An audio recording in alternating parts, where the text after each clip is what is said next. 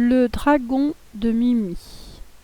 Je vais lire l'album en entier, puis tu auras un exercice pour voir si tu as bien compris. C'était un dragon plus gros qu'une baleine. C'était un dragon méchant comme un lion. C'était un dragon capricieux qui crachait du feu. C'était un dragon qui ne sentait pas bon. C'était un dragon boutonneux comme un champignon vénéneux. Il était arrivé le jour de l'anniversaire de Mimi dans un gros paquet. Quand Mimi avait vu le dragon, elle s'était mise à trembler. Mais elle n'avait pas protesté. Elle avait pensé : après tout, je viens d'avoir 7 ans. Je ne suis plus un bébé. Je vais essayer de l'apprivoiser. Et le dragon était resté. Il s'était installé dans la chambre de Mimi. Depuis, Mimi devait dormir avec lui toutes les nuits. Les nuits avec lune et les nuits sans lune. Les jours passaient et le dragon restait toujours aussi méchant, toujours aussi puant, toujours aussi terrifiant. Un matin, Mimi en a assez. Ce dragon est impossible à apprivoiser. Mimi est décidée. Ce dragon, il faut l'ignorer. Elle ne le regarde pas de toute la journée.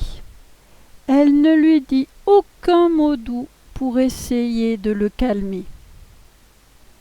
Le deuxième jour, c'est pareil, et le troisième aussi. Le dragon a beau grogner, hurler, se rouler par terre pour se faire remarquer. Mimi tremble, mais elle tient bon. Le matin du 4e jour, Mimi se lève avec un sourire en coin. Et, l'air de rien, elle dit : un dragon, ça devrait sentir bon. Aussitôt, le dragon tape du pied. Je veux me laver. Je veux me laver. Mimi attrape le dragon. Elle l'entraîne dans la maison. Personne ne les voit traverser le couloir. Personne ne les voit descendre les escaliers. Personne ne les voit entrer dans la cuisine. Mimi ouvre la porte de la machine à laver. Elle attrape le baril de lessive. Allez, dragon, viens par ici. Le dragon se tortille comme un asticot. Il se replie comme un paquet cadeau. Oh, hiss, hiss et oh! Mais sa tête dépasse encore. Mimi lui fait les yeux doux. Un petit effort, mon trésor. Ça y est, le dragon tout entier est entré dans la machine à laver. Clac! Mimi referme la porte.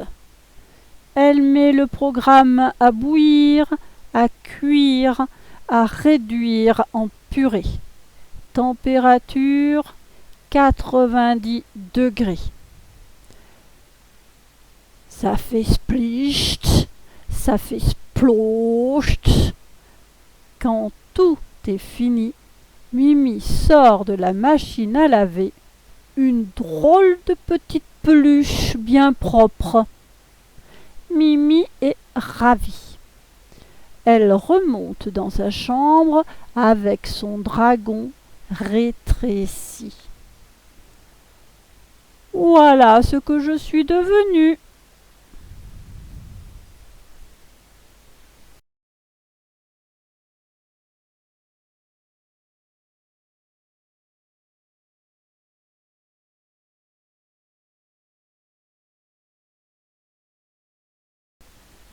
Exercice.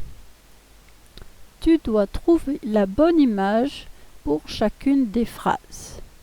Il y a 1, 2, 3, 4, 5 phrases.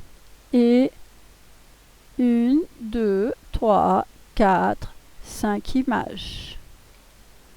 Pour chaque numéro, tu dois mettre une lettre. Mets sur pause pour faire ton exercice.